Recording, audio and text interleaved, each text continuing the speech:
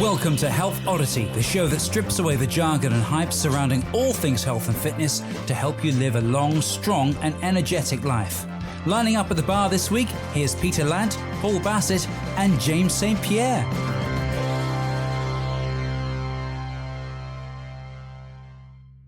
Hello, and welcome to the Health Oddity podcast. I'm going to forget how to introduce this thing because I haven't done it for weeks. This is episode 59, which we've just established. So that's good. I'm here with half of the usual guests. We're waiting on Paul, but he's not here, but we decided to get started anyway. So James, how are you doing? I'm doing very, very well, thank you. Yeah, I've been a busy few weeks and looking forward to heading up to Lilleshall for the Strong First SFG this weekend with Fabio. So it'll be good to catch up with Fabio and Claire Booth again and see some old faces and some old friends and make some new ones. So yeah, looking forward to it. Fabio, who we had on last week. Yeah. So yeah, and we were just talking about this. James is a bit of can I say idiot? Silly boy. He's just done the snatch test today and he's got to do it again in 2 days' time. What's the point? What a silly boy. Why would you do that? It shows that I'm getting better though. My hands are, no problems with hands, so they all feel good. So good lad. What the snatch test we just discussed, we'll talk about it in a minute, but it's nothing for our guest who's coming up in a minute. Exactly. We know that. Right. So Paul's on his way in right now. So here he comes. But so as an intro, we've got someone. We're carrying on. We're blown away by the guests we get on here. We contact people and people just say yes, and it's brilliant. We absolutely love it.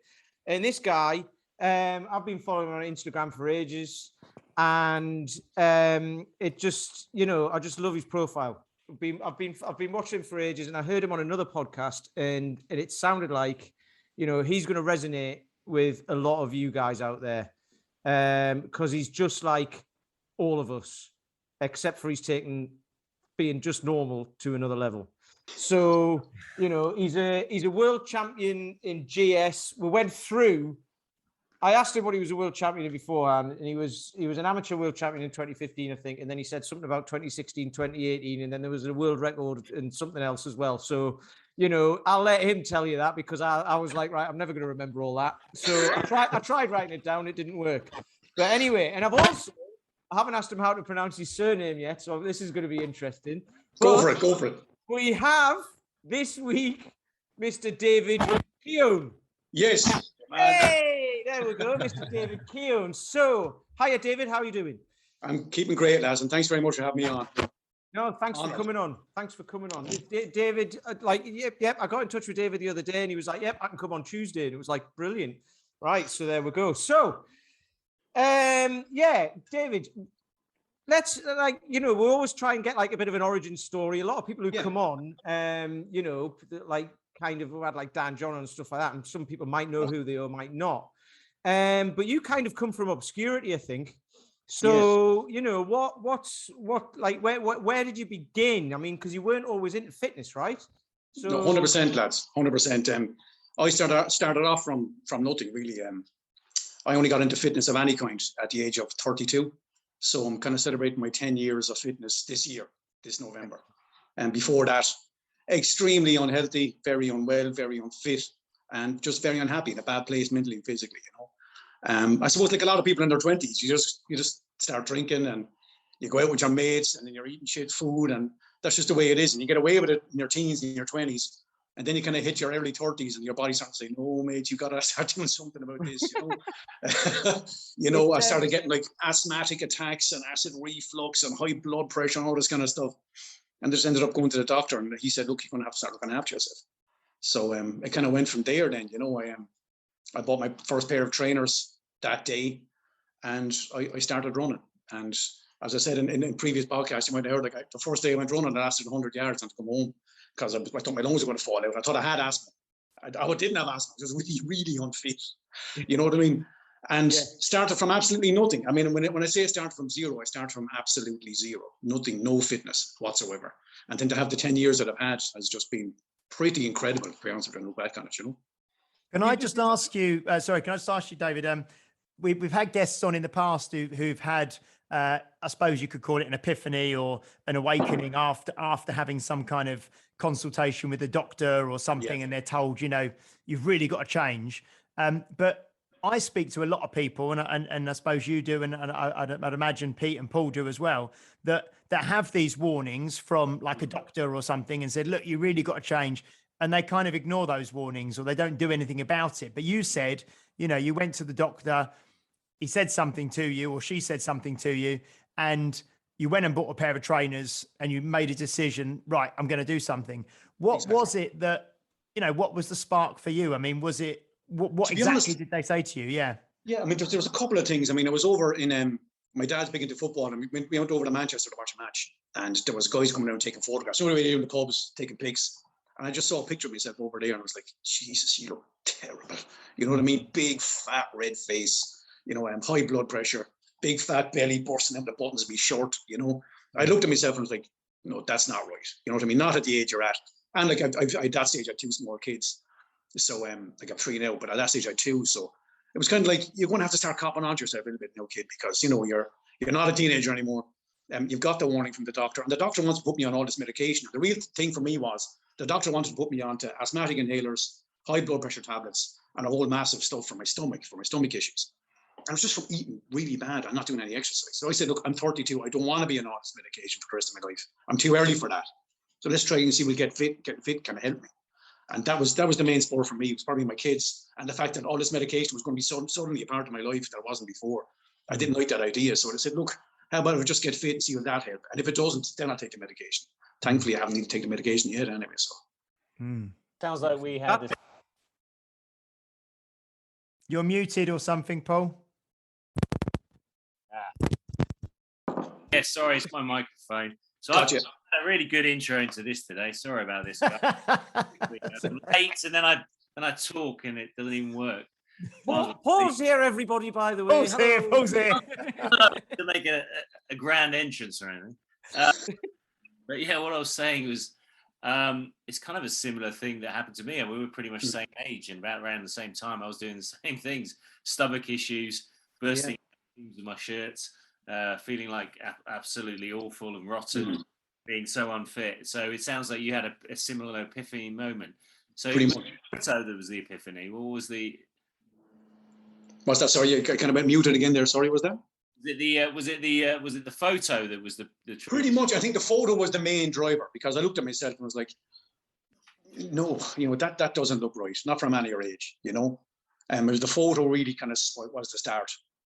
A photo, and I think one guy said something to me in work as well, something in passing, and I was like, I don't want to be that guy. You know what I mean? Yeah. And I remember where so similar story as well, but where I used to work would have to wear a shirt. Yeah. But you could wear jeans. It was kind of like an office, but you didn't have to wear a suit. And I just bought bigger shirts and didn't tuck them in. Yeah. And then I started to get like sweaty pits at 14 degrees and stuff like that. I was like, nah, this isn't right. I started to actually sweat, and I was like, nah, this is not. It's not a good way. And photos don't lie as well.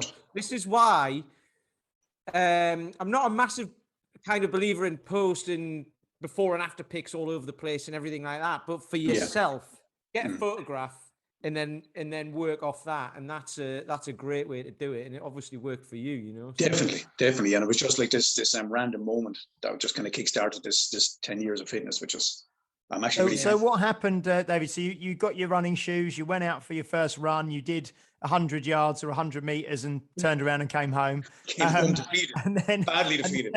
And then what happened from there? How did you go from that? I was going up in the mornings, lads. Yeah, I was going up in the morning so no one would see me, because I didn't want to be like the fat guy running that everyone's going to point at. I could stay to him. So I used to go in the mornings early, like about 5 or 6 in the morning. And I just kept going out. The first day I had to come home, like I said. The second day I walked to the top of the estate because it's up on a little incline. And I just jogged for about 2K. And that felt great. I was delighted. I got like 2K, and then the 2K kind of built up to finally I could jog the 2K. And I just built it up incrementally as I went along to 5. And like 5K was massive. It was like Everest. It was like I ran 5K. It took about 12 weeks. And I could feel myself getting better. I could feel myself getting fitter. My My breathing was better. Like the asthma I was diagnosed with wasn't there. I was just really unfit. And I started losing a bit of weight. And then as that was happening, I started to kind of eat a bit better. And then you're on a nice little circle then, because you're training better and you're eating better. And then just gradually pushed that out then. And when I got to 10K after about maybe 2, 3, 4 months maybe, the very first marathon in my county, Waterford, was being on the next summer. So this was around December. And in June, they said the very first marathon in Waterford was being put on. And I was like, it was on the day of my birthday, and B, it was the very first one being held. I was like, okay, this is a sign. So I signed up for that, and I trained really hard for those 6 months, and I finished that marathon. And that really kind of was a start into my fitness journey, and like my mental strength. I was kind of thinking, okay, you can finish a marathon. That's pretty difficult. You know, that's not something a lot of people do. So if you can finish the marathon, like what else can you do? And then it kind of went on from there then, you know. But I think finishing that marathon was the real tempering of the steel for me. You know, it was like, okay, now I can do this. Like, what else can I do? So then I started off on kettlebells, and that's a whole other conversation. But so what was sorry. Before we get into that, what did you hang on to? Like, as in, so you go to the doctor, they tell you, you know, you need to sort yourself out, and like James said, a lot of people just go, well, okay, but I'm not going to do that. I don't care. What you obviously need something to hold on to, something to drive towards. So what did you have apart from just I want to be fit and healthy? What was your your big reason to do it? It was gradual. It wasn't one massive reason. It was like, as I was starting to get fitter, I was starting to feel so much better. It was like my body was starting to wake up. Do you know what I mean? Yeah. It was like, I mean, I was asleep for 20 odd years. Like, I was never into fitness. So I never knew what being healthy felt like, you know? And as I was getting healthier, I was like, this feels great. You know what I mean? It was like, I'm feeling better. I'm getting better. And my times are getting better in the running. And then it was like having a plan, having a goal to head for, which was the marathon. Then it was having a goal to achieve. And that really drove me forward, you know, because I mean, goals are very, very important for me. I like to have something ahead of me that I can chase. And then when I hit that, I move on to something else. But I mean, I think the gradually feeling better and having the goal, they were the two main things I kind of clung on to, you know. And did you give up everything, like, you know, because you were saying you were drinking too much and eating rubbish food and all of that sort of stuff, and that's like similar to me. But I didn't give up drinking and I didn't give up eating rubbish food. I just did less of it. So like, people think you have to give up everything and cancel everything, don't they? But so how did you manage that? They think it has to be this massive lifestyle swing, you know, and immediate. You know what I mean? Yeah. I didn't. I mean, because like you were burning off so many calories in your long runs, like you had to eat anyway. So I mean, like I was starting to eat maybe a bit healthier in my dinners. Like I wasn't getting as much takeaways as I was, but I still get a takeaway the weekends. I'd still have a few beers on a Friday, maybe even a few on a Saturday. But it wasn't something I was doing during the week. Yeah. And it wasn't eating takeaways during the week, which we done a lot at the start, myself and my wife. But then it was like just cooking a little bit better food during the week, but still having your weekends, you know? And it didn't impact me that much, really, you know, because it was nice to have that little day that you could say, yeah, okay, maybe I earned this at the weekend and be good for the rest of the week, you know? And that's the way I've kept it going since. I mean, I still don't mind having a few drinks in the weekend and getting the odd takeaway, you know, no problem at all. And what was it that you mentioned? You just kind of mentioned after the running and achieving the marathon, which you thought was, you know, for many people is very, very tough, and you did it. And then you thought, what else am I capable of? And you mentioned kettlebells there. What was the introduction into them? What made you aware of them? Was there someone around you that you saw? Was it something online? Was it someone you knew? What happened with that? Again, it was a random meeting. There's a guy, I work in a shop in a builder supplier. So a guy came in just getting a bit of stuff. He was rebuilding his gym, and he had this little kettlebell logo on his t-shirt, and it was like a cool little logo. And I was asking him, just, you know, making conversation, what's that? He said, it's a kettlebell. I said, what's a kettlebell? And he said, come out and I'll show you.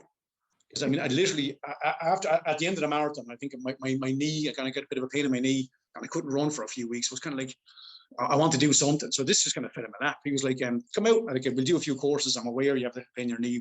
We'll adjust. And we started doing some kettlebell, you know, some HIIT classes and some kettlebell classes. And I really enjoyed the two. I remember like swinging a 12 kg doing 12 kg for the first time, and I think my legs were sore for about 3 or 4 days afterwards. I thought my hamstrings were going to fucking getting upstairs. It was pretty difficult for a few days, but I really enjoyed the implement. I enjoyed what you could do with it, and he's a very good teacher, a friend of mine, Gan Power. So I just got into the kettlebell classes for about maybe 6 months, and then it was I saw the guys doing kettlebell sport, which was they had a separate class after that. Like they were on kettlebell sport. It was like guys lifting 2 kettlebells for time, and I thought these guys were superhuman. You know, I thought, what in the name of God is this? You know, 2 guys lifting 224s they were lifting at the time, and they were going jerk sets, and it was like 10 or 12 RPM, minute on, minute off. I was like, fucking hell, that's incredible. You know what I mean? That's incredible. How are they doing that? You know? And I got fascinated with it. Then I asked, could I join? They said, yeah, of course. So I started off with a couple of 16s and just doing some training with the lads. And like you think 216s are light, but I mean, they immediately they crush you when you start to take it out for time. You know, it's easy to pick up a pair of 16s and do a few exercises with them for like maybe a round of 30 seconds or 45 seconds, 60 seconds. When you start to bring that time out into 2, 3, 4, 5 minute sets even, you suddenly realize there's a hell of a lot in this. You know, there's a lot in this. There's a lot of technique involved in it. There's a lot of mental strength involved in it, physical strength and cardio. I was like, this thing has kind of got a lot going for it. So I got obsessed with it. I got hooked, absolutely hooked. Hook, line, and sinker into kettlebell sports. The technicalities of it, the technique of it, and especially long cycle, which is my lift. And I just got hooked, and off I went from there. Then it was like I was talking about goals before. I set myself goals of what I wanted to do. So I said, look, the first goal was to get on the Irish team, and that really consumed me for about 2 years. And I got on the Irish team for the first time in 2014, and that was an amazing moment for me. Amazing. So that's 2 years after you decided to get fit. Yeah. Not even picking up a kettlebell. 2 years after you decided to get fit, you got onto the Irish team. Yeah, I mean, it was pure obsession, lads. It was absolute obsession. It was all I thought about. It was all I talked about. I don't know how my wife stayed with me, to be honest with you. I was going to work and I was going straight to the gym, maybe 4 or 5 nights a week. And I was messaging everyone I could, like anybody high up in kettlebells, like all the Russian athletes, the likes of Stay Gordon over in England, guys at the time who were really big. I was just messaging them for technique tips, sending them on videos, asking everybody. Ask 10 people, like 4 people we might get back to you. You know what I mean? But I had no problem asking everyone. I just asked everybody I could. And every now and again, you might get a Russian who'll come back with a really good tip or something like, oh, yeah, I didn't think of that. And just like I said, got consumed by it. I think I needed that to get to that level. You know, you have to get kind of consumed by something, you know, to get I enjoy kettlebell sport as well, but I tend to spend most of my time on the jerk and the snatch. And I understand how demanding it is. I mean, you've got 3 kids. Yeah. I mean, I started doing it when I was 41, so still got a bit of time catch up with you. But it's very demanding metabolically and recovery based. Yeah. You know, so I know from my own training how much recovery time you need and how much training you need to do to get anywhere close to the 224s at any level of performance. Yeah. You know, it's one thing to perform with 216s. It's another thing when you jump up by. Oh, it's massive. It's a massive. Every 2 kilos feels like a totally different experience. It's amazing.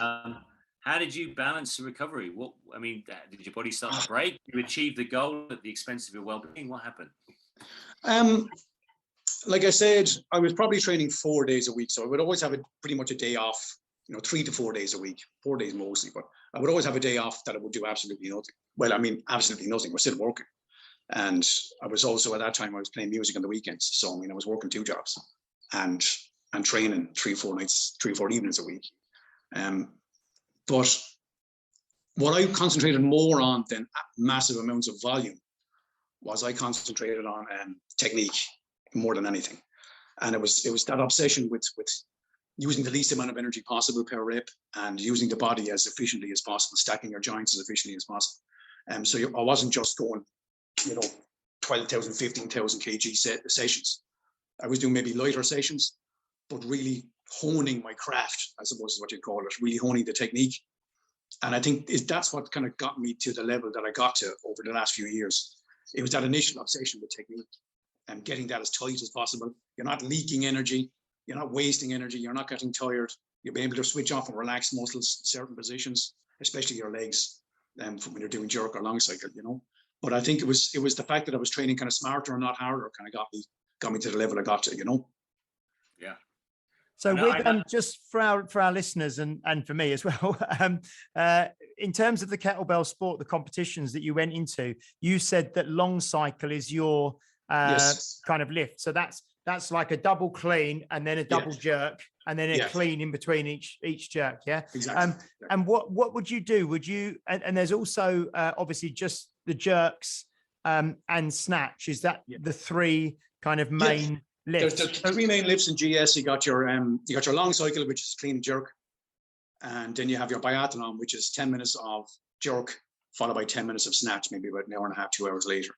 But you only do the 10 minutes on long cycle because it's two movements, it's a compound movement. So, and it's so cardio, you know, the cardio was massive involved in it. So, I mean, 10 minutes is enough. Yeah. Usually, so you either choose to do long cycle or the biathlon, which is the other two. Yeah. Okay. Exactly, cool. Yeah. And it's amazing. Some people will just do one and they won't go near the other. And they say, how do you do that? You know, biathletes say to me, how do you do long cycle? It's so hard. And I'm saying the same thing. How do you do 10 minutes of just jerk? It's awful, you know? So I mean, there's a bit of banter goes on between the two sides as well, like, which is great.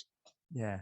That's brilliant, that is, because that goes on in everything, doesn't it? When like I'm like, how do people run a marathon? But then they're like, how do you lift what you lift, and how do you do that, and it's like it doesn't matter if you're good at something. That's fine. You don't have to be good at everything, and that's what we're trying to get across on this. It's like just pick what you want and do that, and it's fantastic. Pick what suits you. Exactly. Pick what suits you. Pick what you enjoy, then go for it. So let's get into this quickly. You've just said 10 minutes is a long time, right? And you get knackered. Yeah. What's your world record? The world record is 2 hours and 120. Yeah. 120 minutes for 2:16s. Yeah, that's the. Was that clean? That long cycle. Yeah, long cycle, and then you pick them up at the start and you don't put them down. You know, they're on your body for 2 hours. Your rest position. How many reps? How many reps do you do in 2 hours? I done 634 reps unbroken. 634. 634. Yeah. That's just... Right, I'm off. See you later. That's outrageous. Yeah. How did it feel when you put them down at the end of 2 hours? Oh man, it was almost kind of spiritual, to be honest with you. And I was talking to people about this who've done ultra marathons and 100-mile races and stuff, and it felt like that. It felt like I actually can't believe it's over. You know, I can't believe I can actually put them down. It was just euphoria and tiredness, and it was amazing. It was. I have a picture of it. I had it for my profile pic for a long time. Just the face, like you've been through the gates of hell, and you've survived. You know, so it was awesome to say I done it, because no one has done it before. Why? Well, no one's done it, obviously, because no one wants to do it, do they? This is one of those world records, isn't it? That'll stand for ages, because people are like, I'm not doing that. Oh, I don't want to do that. Everyone's just broken the pull-up record, haven't they? Have they? You know, David Goggins did some crazy number, and I think someone's just beaten his volume, actually. So, you know, you never know. Once the It's like the pull-up record, was that like it's the maximum number of pull-ups in like 24 hours, isn't it, or something like that? Yeah. So it's not that. I mean but that 2 hours of unbroken, not putting the weights down. You know, I think. Well, the thing is, once someone's done it, exactly, it's possible, isn't it? Because it's like a 4-minute mile or whatever, isn't it? It's like all these things. Yeah. It's kind of my thing. I was like, I you know. My Eddie Hall 500, like I done something that no one else in the world has ever done, you know. And I know someone's going to beat it. And there's guys out there who could nearly do that now. I mean, there's some top level athletes out there, many times better than them. And I know if they wanted to stand in one position and live for 2 hours straight, they could probably beat that by 300, maybe 400 reps if they wanted it. But there's not a lot of people who wants to do that. Why was it why 2 hours as well, right? Because, like, you know, you got a marathon, which is a distance, and you got half marathon and all of that, and you get kettlebell marathons, don't you, for like an hour? Is it an hour? Yeah. So why what made 2 hours? Why not an hour and a half? Why not 2.5? Why not 3? Which would be ridiculous, you know, but like, just why like Why the 2 hours? Yeah. Yeah, I mean, what it so happened as that I was doing kind of longer sets with kettlebells before it actually came into Ireland, or before it even became an actual event itself. 30 minutes double long cycle wasn't an event in the marathon circles, but I was doing double 22s for 30 minutes, maybe 2 or 3 years before that. So I'd like to think maybe I had some small way of getting it in to the official lifts, because people kind of said, like, you can't do that, you know what I mean? Or the body shouldn't be able to do that. But I was showing people like that, if you get your technique right and you get your mobility and your breathing right, and you get your flow going, you can pretty much lift as long as your mind keeps going, you know? So I done that 30 minutes with the 222s, and that got a lot of traction online. And I think after that, then maybe a couple of years, a couple of more people were trying longer sets with lighter bells, and then we got it in as an event, you know? So that was pretty cool. Sorry, Matt, for forgetting the question. I ramble a lot. No, that's all right. Why 2 hours? Sorry, yeah, the 2 hours. We were actually doing a fundraiser event for the marathon. That's where I was going with it, for the marathon lifters. Because I mean, all this stuff is all self-funded. You know, I mean, you could have an event on. I mean, I've traveled all the way over to Kazakhstan. You know, you could have an event on in Russia. You could have an event on anywhere in Europe. That's all self-funded. So they were doing a one bell 2 hour marathon fundraiser up in a shopping centre up in Portlaoise. And at that time, I was training for the IKMF 30-minute set representing Ireland. And I was doing longer sets anyway, 216s. Like I'd done up to an hour and it felt pretty comfortable. And then about 4 months out, they said, look, we're doing this 2 hour marathon for charity, for the Irish team. And I was like, shit, I mean, I think I could do this with 2 bells, you know? And I approached them, and they were like, they all got really excited about it then, you know? Our rep, our country rep got really excited about it. He was like, geez, that's incredible. I don't think that's ever been done before. Got in contact with the president of the IKMF, Stefan over in France. And he was like, oh, that's brilliant. Right, let's do this properly. We're going to get IKMF judges. We're going to have a team of judges do it for you. This is going to be a proper thing. Down the history books. No one's ever done it before.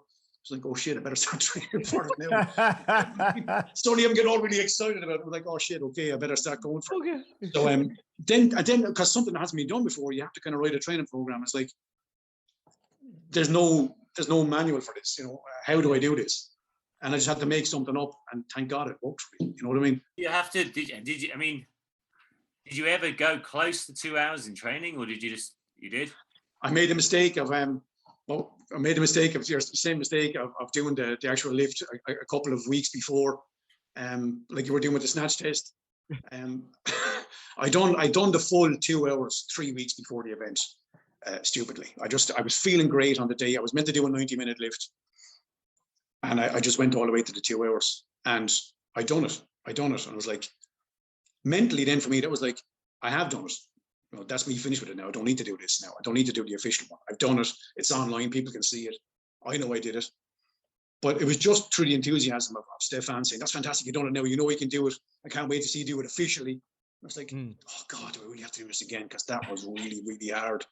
And my hands were starting to, you know, all the skin had come off my hands just through sweat and chalk. And, you know, mentally trying to get myself back up again was difficult. I shouldn't have done it. You know, it's like you don't run a marathon before you run the marathon. You know what I mean? You might run 20 miles, maybe, but you don't run 26, you know? So I made a bit of a mistake there, but I'm glad it didn't do me wrong. I got back up to do it 3 weeks later officially. When you did the unofficial 2 hours, how many reps did you get? Did you get more or less than the 634? I think I got about 50 or 60 more. Oh, you did more when you did it on your own? I did more because there was no pressure. I was in the gym. It was just me. I got someone out to help me for the 2 hours, like just kind of give me water and, you know, maybe a bite of a banana, or kind of help me chalk my hands every now and again, like with the hands open. They just throw a bit of chalk in, you know, just to help you along. And I think I definitely done more. I definitely up on around the 700 mark. And like I said, because it was so soon after, and you just kind of mentally come down and then try and get yourself back up again to do this thing in front of people, and the nerves as well. You know what I mean? I was up in the middle of a shopping center, and like, you know, there was all this people milling in around you, and there was official judges there, and, you know, every rep had to be counted. And, like, you know, if you did so many like bad fixations, whatever, they would have disqualified you because it was an official event and you had to last the 2 hours. You couldn't put them down. So I think the combination of all that really brought the numbers down a little bit. But I was just, like you say, you slowed down a little bit because you were like probably more on it for form and everything had to be perfect. So that was that's exactly. fantastic.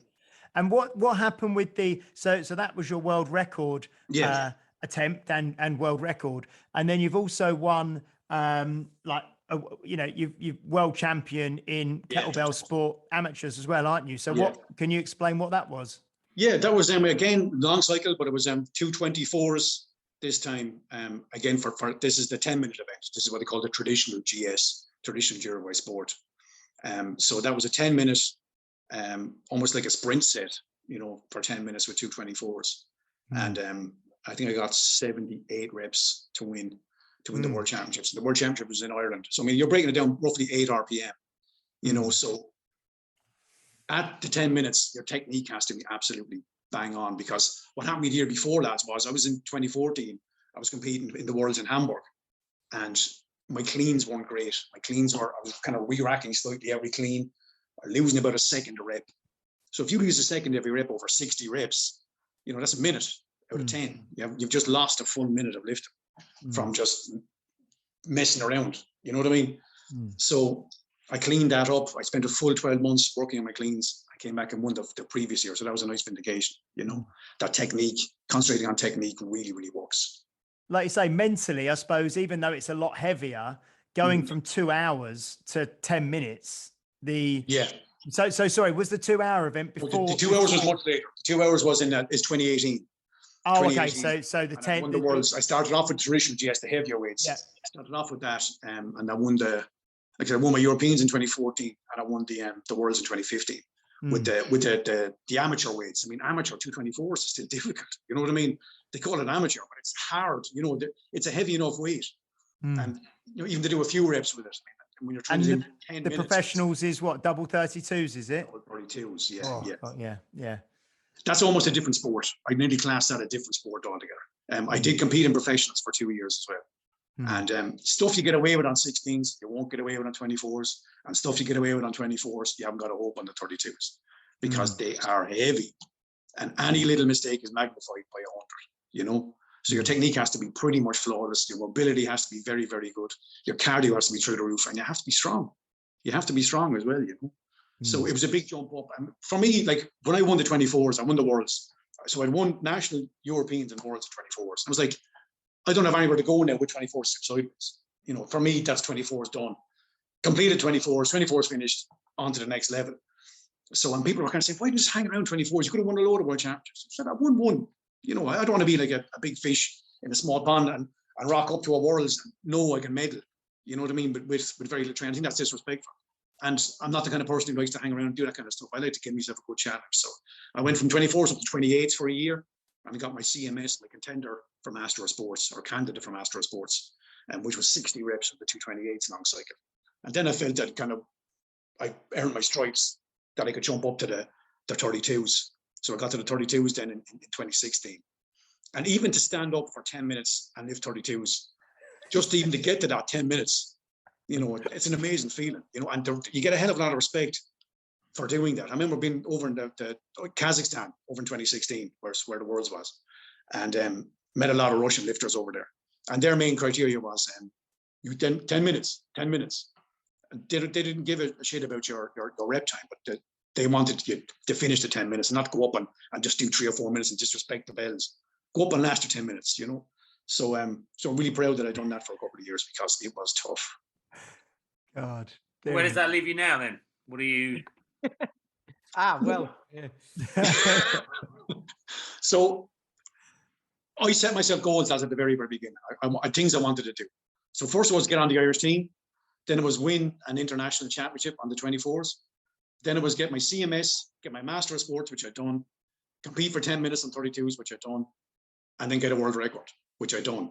So I'd done everything that I wanted to do with kettlebell sports, everything. And I retired out of it pretty much in 2019. Because I said, look, I've hit everything I wanted to do with it. And now I can come out and try and teach what I've learned to people. I've no more goals to prove to myself. The competitive edge had kind of got blunted, because when you hit all your goals, and they were lofty enough goals, you know what I mean? But when you hit all those goals, it's like, okay, now it's time to try something else. And now it's time to give something back to the sport. So doing like technique workshops with people and some coaching online, And that kind of stuff has been very, very rewarding after that, you know. Mm. Mm. And you've spoke about, I mean, before we started recording, we started talking about the importance of mobility and stretching and things like that. Is that, and for many of our listeners, obviously the stuff that you've achieved is absolutely incredible. But for 99.9% of the population, that's not something that they're going to try and do themselves. But some of the stuff that you've spoke about is very obviously relatable to people, and also the mobility stuff. Do you want to explain kind of the importance of mobility and how you do that now? Oh, I mean, definitely for our sport anyway, and mobility is crucial, and it's not been taught enough, I don't think, in relation to the sport, you know. So like when I went over and I saw the guys lifting 32s, and like I went over and I trained over in St. Petersburg, over in Russia. I went into the gym, the Eurofitness gym, and that's the home of kettlebell sport in the world. And I seen the guys, especially the young guys, just how flexible they were, you know, how incredibly mobile they were under the bells. They weren't these rigid, stiff guys and, you know, muscles firing all the time, lactic acid building up and building up. They were mobile enough that they could relax under the weight. And I was like, that's the key, you know, that's the key to lifting that kind of weight. You can't stand for 10 minutes and have your leg muscles firing all the time for 10 minutes. Even with 24s, it's extremely difficult, you know, and you just can't do it any way heavier than that. So I was looking at all these guys and I was like, that's what's being taught. So I went off and I started really working on my mobility. At that stage, I was pretty mobile anyway. And I'm looking at it, I suppose natural enough I am. But when I concentrated on my mobility a bit more, through like, I suppose the likes of yoga and through like joint mobility work, you know, working on my range of motion through my joints and some weight and mobility work. And when I started doing that, lifting felt easier.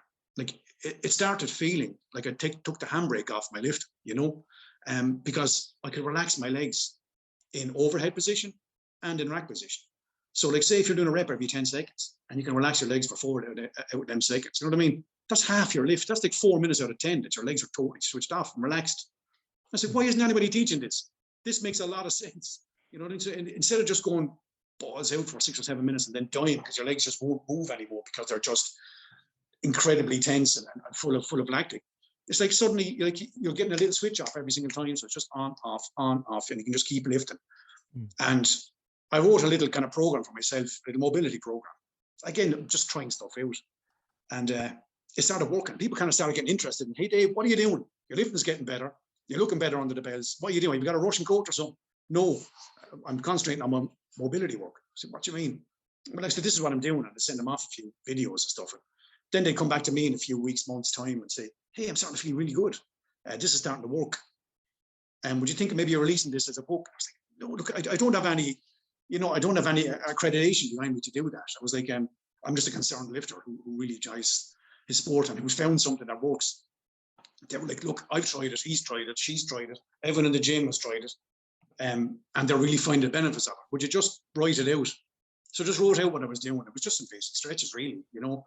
I was looking at the likes of Dennis Vasilev and these guys online, Sergey Rudnev, and I'm kind of looking at what they were doing and kind of doing that and kind of put my own spin on it and stuff. And suddenly I had a little PDF book and I sent that out online and it got massive traction in the kettlebell world. And all of a sudden people are saying, that's great, we want you over to teach a workshop. I was like, okay, you know, this is going to extend me way outside of my comfort zone here, but because I was like, oh, I was a shy guy in school, you know, you mightn't get it off me now, but I didn't really like to talk.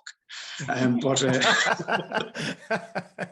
I just done it. I done my first workshop and I thought I was going to get sick with the nerves. But I went over and I knew I had something to give back with the technique, definitely with efficiency of technique, and I call it least mode, using the least amount of energy possible per rep instead of beast mode. And then I was showing them some mobility work, and it got some great reviews. And I've traveled before COVID, like I traveled all over the world with it. I'm teaching national teams and teaching people like that. So that was amazing, you know. And it's great to kind of see the mobility getting a bit more respect now in our sport. And it's helping people, and that's all I wanted to do because sport gave me so much. I wanted to give something back. Well, it's pretty much in any sport, isn't it? But also, like just in general for our kind of listeners, for you guys, it's kind of like, you know, that's the thing people neglect and they leave till the end, and it's actually the thing that feeds forward. Because I can't remember who it might have been. Paul McElroy who described it. It's you're not doing 10 minutes of like a 10-minute set. Of 60 odd reps or 70 reps, you're doing 70 sets of one. Yeah. It's like 1 rep and then rest, Exactly. and then 1 rep, And rest. and then rest, and then 1 rep, and then rest. So you're actually, it's 10 minutes, but like you say, you could be resting for 4 minutes of that. That's what got me the win in the Worlds. I know it did, because I mean, I was up against a guy who was a better athlete than me. He was stronger than me, but he didn't have the mobility. He was ahead of me the whole way up to about minute 8, and then he started to die because his legs were gone. And I just sailed past him and won by a couple of reps, you know. And it was like, so go on. Sorry, yeah. No, I was going to say, isn't reality that a lot of people, they go into fitness programs and they're burning calories, they're exercising, they're hopefully eating into their fat reserves, etc. I mean, I spoke to a client. I said, look, long term, after a while, you spend an inordinate amount of time thinking about smaller things to give you an edge. I spent probably about 3 months trying to get the hand position in the kettlebell snatch that wouldn't tear my hands up. Yeah. And I was like, well, once you start getting into that mindset where you're trying to better yourself rather than just burn calories and energy, you're thinking about what's going to give me that marginal gain. For me, it was the fact that I've got quite bad eczema on one hand.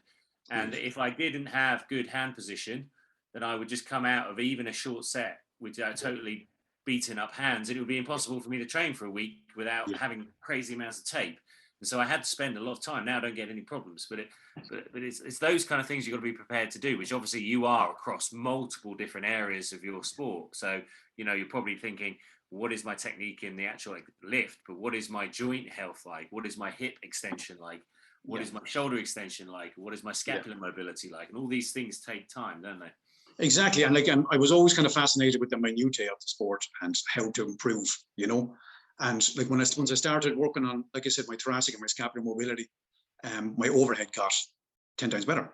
I got a hell of a lot more relaxed. The joint, the shoulders just came down to the socket. I wasn't pushing through the bells anymore, wasting energy. I could just sit back down into it, things were switching off.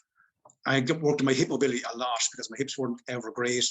And then all of a sudden, like I said, you can relax your quads. I mean, and everything you're doing in kettlebell sport, especially with the jerk portion of the set, is coming through the quads.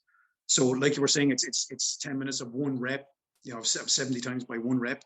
So then you can just relax your legs for like I said, up to 4 minutes out of that 10, and these little things, the small things like that make a massive difference. Because a lot of people just want to grab the bells. They got obsessed by numbers. Like, I have to get 65 reps to get my rank 1. I have to get X amount of reps to get master of sports. And they don't think about, okay, I actually need to work on my weaknesses a bit first and kind of make that base really wide and then peak towards the top, But people just want to go. But once you get that nice wide base of mobility and strength and cardiovascular fitness, then you can start bringing that up towards the top, Otherwise, you're dipping into your mental toughness constantly in the training, because it's the kind of sport where you are kind of suffering when you're at that elite level. It's a different kind of suffering. It's suffering you probably condition yourself to suffer, to endure. But there's no need doing it too early. No, no. I mean, and that's why a lot of people born out. That's why you don't see a lot of men actually doing, especially men in the West, do kettlebell sport or for any long period of time. I suppose me doing it maybe 8 years. And that was pretty long for someone over here, because people just, like you said, they get mentally burned out by the training because it's so damn difficult when you haven't got the mobility to get into the positions correct. You know what I mean? You're actually like you're training with chains on, you're training with the shackles on. You're not training the right things. And like I said, it's mentally very, very hard to keep beating yourself up 3-4 nights a week, every week. You just kind of get, I'm fed up with this. I'll take up chess or something. You know what I mean? It's so incredible, really, to think that you, from where we started this conversation, that you were 32 years old and you were, overweight and high blood pressure and, asthmatic or respiratory issues, not motivated towards anything physical. And then you kind of somehow, just picked up a pair of running shoes after a meeting with the doctor and started running, and then went on to do everything that you've done. I mean, when you reflect back and see, how far you've come in 10 years. I mean, your life could have been very, very different if you hadn't have picked up that pair of trainers that day, couldn't it? I mean, it literally, it's the second bite of the apple for me. I got a second shot at life. That's the way I call it. It's been incredible. I haven't really sat down and thought about it too much, but when you kind of bring it up like that, it's like, yeah, considering where I was 10 years ago, you put 100 guys in a row, I was probably the unfittest or in the bottom 3 of those guys. And now you can say you're a world champion in sports, and I got to travel, not only travel, but coach athletes. I got to Australia, got to coach the guys over there. And yeah, it's been an insane 10 years. It really has. And like, not just with that, but with my adventure there the last weekend doing the stone lifting as well. And yeah, let's get into that. I think James said something earlier about 99% of people, when we're talking about kettlebell sport and all that, 99% of people won't do that, but most people are capable of it. You've proved that, right? People are capable of it, and you found your own way in it as well. It's not like you went somewhere and went, right, make me a champion. You were like, right, that's what I'm going to do. How do I do that? And you went and found your own way, which is fantastic. Yeah, which is awesome, But yeah, so you've just mentioned what you were doing last week or whenever it was, the week before, and like I say, I saw it on Instagram, and I thought you spent a week going around Scotland picking things up, but you did it all in 12 hours, you said. This is your, well, it's not a new thing, is it? Because it's an ancient thing, but you've got into this, haven't you? So how did you get into this stone lifting? Stone lifting then, yeah. I mean, COVID, lads. COVID struck pretty hard over here. And I know it struck hard everywhere, but I mean, we took it very seriously in Ireland. So everything shut down and stayed shut down for a long, long time. Gyms were closed. I had no access to the kettlebells that I was using, or like any of the equipment that I was using. I had no access to anything. Like, I had a couple of kettlebells at home in the shed, but I was kind of at a loss, because, like I said, I'd hit that plateau. I've done everything I wanted to do. Now where do I go? And I was like kind of humming and hawing, and then COVID hit. It's like, what do I do now? I've no competitions I want to do online. That just didn't interest me. For me, competitions now are just meeting me mates, you know what I mean, and having a bit of crack with them and going up and trying hard. So what I had was at the back, I met my wife in art college. She had this beautiful carved piece of Portland stone sitting up in a pedestal out in the back garden. So I was like, so I picked that up, and I was like, that's a nice weight. I weighed it. It was like about 61 kilos. It's like, that's a decent weight. I can do a lot with this. So I started picking that up, and up the chest and doing squats with it and stuff. And it was like, that's interesting. I'm enjoying this. And I've done a couple of months of that. And then I just started getting really into it. I was like, suddenly friends were phoning me and like, hey Dave, I'm after digging up a wall, or I'm after digging up the ground at the back to find a nice boulder. Yeah, drop it into the house. So the back garden was full of boulders now. But because I had no access to any other equipment, that was it. I just had stones and a couple of kettlebells. But I said, like, I really enjoy being fit, and I really enjoy being healthy. So like, what can I use? Use your imagination. What's out there? The rocks, there's fucking rocks everywhere. The world is made out. Pick them up. You know what I mean? The thing is, like, I have to justify. My wife is very understanding. I still justify to a degree the amount of equipment that's in the house, whether or not it's necessary to be in the house. How do you justify boulders being in the garden? I don't know how she puts up with me, lads, to be honest with you. The back garden is in shit. There's fucking holes everywhere. It's full of mud. I'm looking out at it now. There's stones all over the back garden. Look, she knows me at this stage. We're together since we're 18. She's like, oh, look, boy, just go on. If it keeps you happy, you're cracked. Yeah, is it one of those things, if you've got to get rid of all those stones, you'd just be sitting there like... I know, and they can't take away my friends. I made friends with you. I've named down everything and weighed and all that. What you need to get into next is smashing them up with a hammer. Oh, no, I couldn't do that. No. You couldn't. I think it's named. It'd make it easier to pick up, though, wouldn't it? It certainly would. So I got into that, and then got down to the beach. Then where I used to live on the Copper Coast, and beaches are strewn full of rocks. And I picked up a couple over there. Found a couple that were kind of a nice weight, and started training with them. And then what I really got into, lads, was the Stoneland documentary made by Rogue. I don't know if you've watched that. Yeah, was that kind of like, it's sort of German or Russian or something, wasn't it? The kind of the village games and things that they did. Was that right? It was the Scotland Stones of Strength, and we're talking about Tom Martini and the Scottish Stones, and they done one in the Basque Country as well. That's it. That's the one I've seen, the Basque Country. Yeah. And they done one in Iceland. But I watched that, and because I was lifting with these stones, I thought this might be interesting, and it was fascinating for me. Like, suddenly you have these stones that have been lifted for hundreds, if not thousands of years, sitting in fields in Scotland, just waiting to be lifted. They were clan testing stones to be a warrior.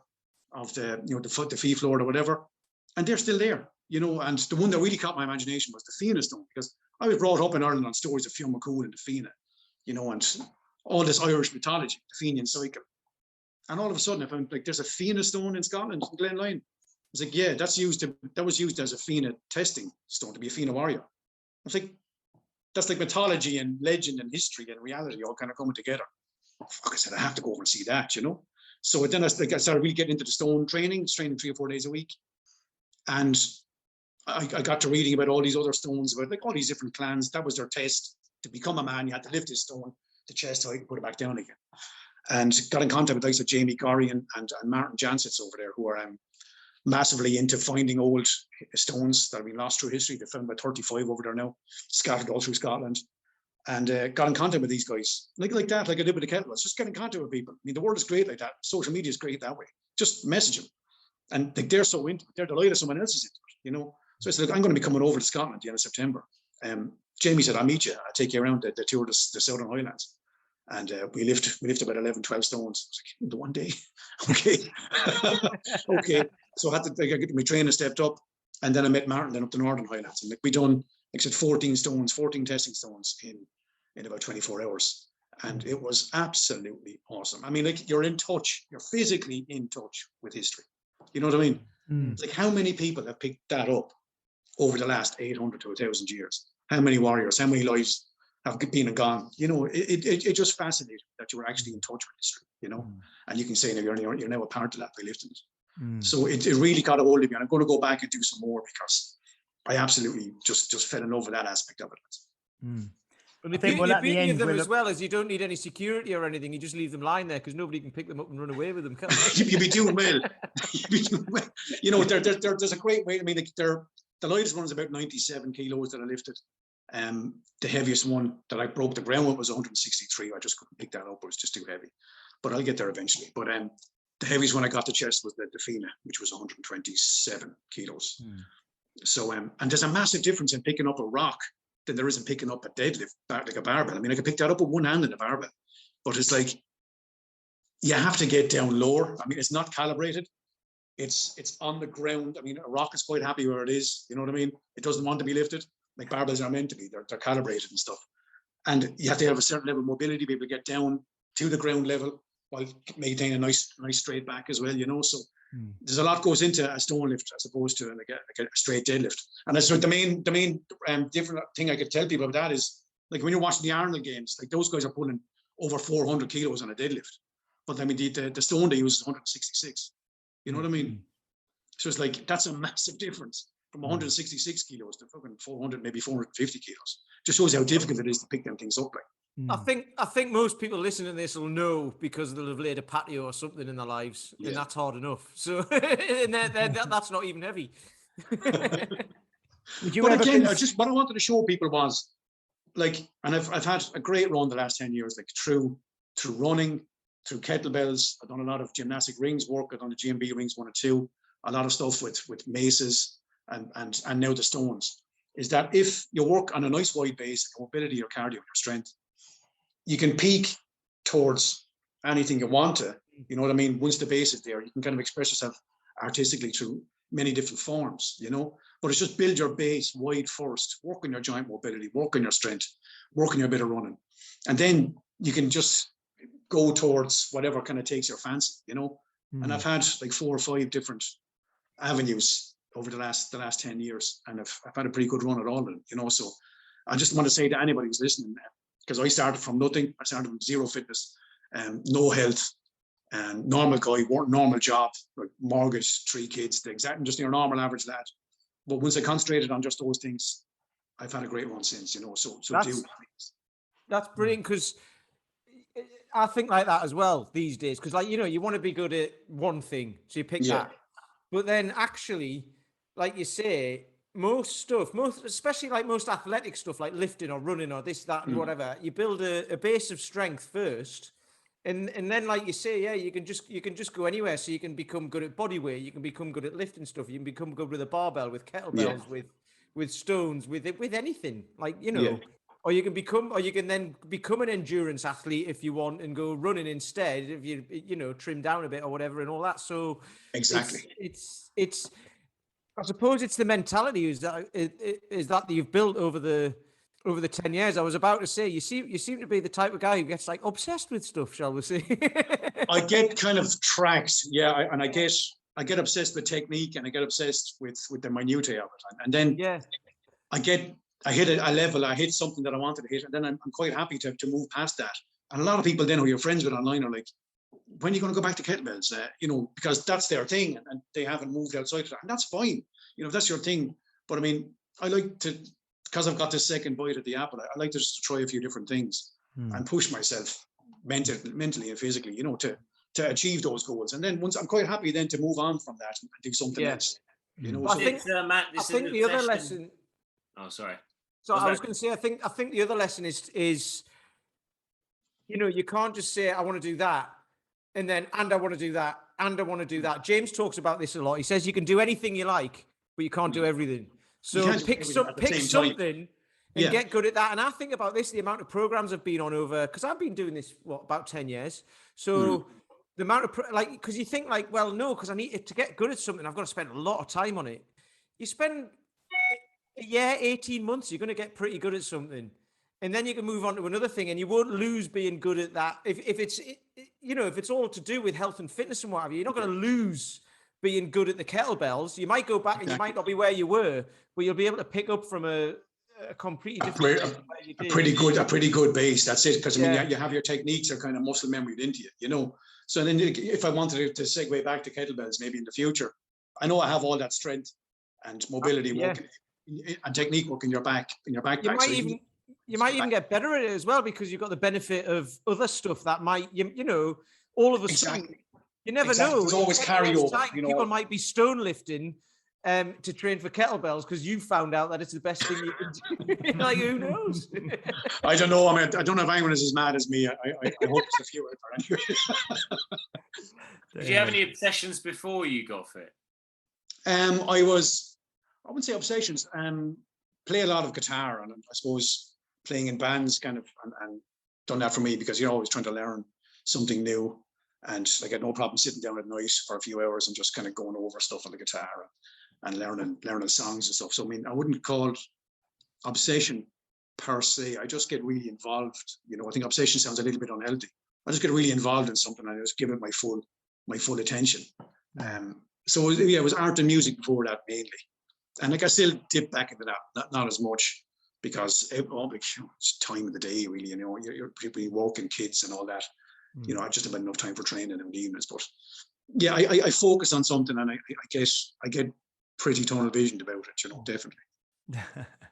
It's been absolutely brilliant speaking to you, David. And I know this was arranged, like Pete said at the start, in quite short notice. But I mean, it's I've been following you myself for a little bit, and obviously since we knew we were going to be speaking to you, been really looking at your stuff, and it's I mean, how do people find out more about you and see? Because I know you've put some great videos on of some of this stone lifting and things recently that I've been seeing.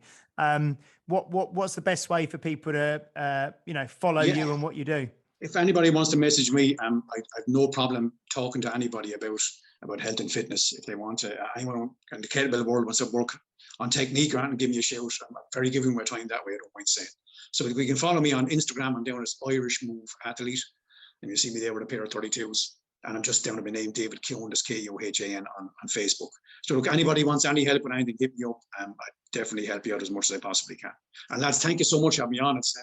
I'm always kind of humbled and honoured when I get asked onto anything like this, because I always kind of think myself as just your normal joke. So, you know what I mean? So it's very much appreciated. Thank you so much for listening to my ramblings for 60 minutes. No, it's been absolutely great. Pete, do you have anything you want to kind of say at the end, or any?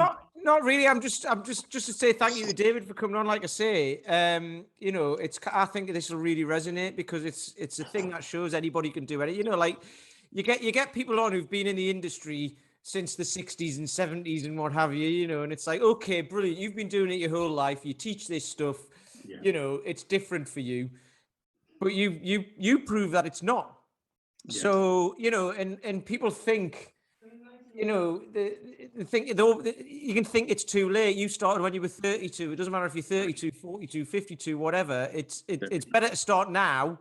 Imagine what you can do in the next 10 years, you know, to kind of undo what you've done in the last 30, 40 years. So like, it's just a great message and I love it.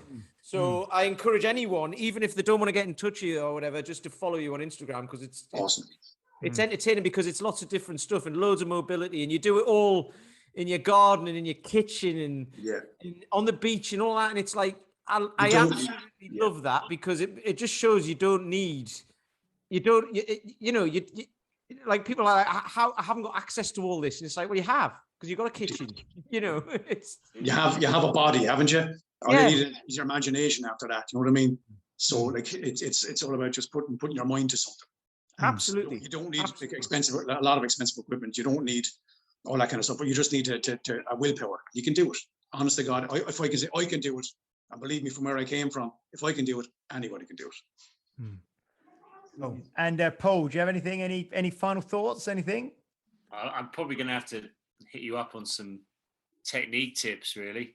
No problem. I'd love to. I've got a dodgy QL, which I believe is holding me back on my snatch. And my fixation needs a lot of work. Send me on anything at all, man. I will gladly help in any way I possibly can. Yeah. What we should do is, at the end of each podcast, instead of say, Paul, can you give us a list of your ailments, please? Yeah, I know, exactly. A nice little Jerry Springer roundup. Now we're just going to have a list. But if anyone knows a child catcher, that could solve one element. Right. Okay, guys. So, lads. I think, right, so just want to say thank you very much, guys, for listening. Follow us on Instagram, on Facebook, join the Facebook group, Health Oddity. If you're listening on a platform that allows you to leave a review, please do so. And we will see you all next week. Take care. Thank you very much. You've been listening to Health Odyssey with Peter Lant, Paul Bassett, and James St. Pierre. To get your regular fix of hype-free health, you can subscribe and leave a review wherever you get your favorite podcasts. You can find out more on today's and other topics at healthodyssey.com, or find us on Facebook or Instagram by searching for Health Oddity.